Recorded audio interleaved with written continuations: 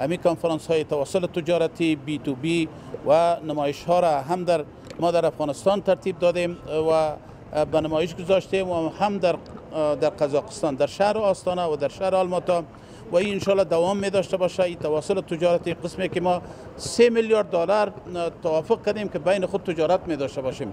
البته به این 3 میلیارد دلار هم ما اکتفا نمیکنیم، از این کدن اضافه تر، چون هر دو کشور الحمدلله ظرفیت هم دارند، توانایی هم دارند و نیازمندی های افغانستان مدت‌های بسیار طولانی است که از طریق قزاقستان پوره میشه. به خودتان معلوم است وقتی که بنادر بسته میشد، بند میشد، قیمت ها بسیار بالا میشد. و امروز الحمدلله روابط بسیار نیک خوبی که ما همراه کشور قزاقستان داریم و حسن نیتی که بین یک دیگر از دو کشور و دو ملت دارند، امروز احسان خداوند است. میبینید در بازارها هم فراوانی است، هم الحمدلله قیمت ها کنترل است و یک روابط بسیار حسن است. و ما را تعهد کردیم که 3 میلیارد و از 3 میلیارد بالاتر بسازیم.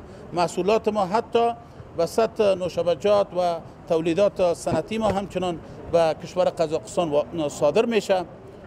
کوشش میکنیم در آینده در بخش معدنی و در بخش زراعت انشالله هم صادرات خوبی داشته باشیم. جزاکم الله. و از هر دو طرف الحمدلله اراده موجود است.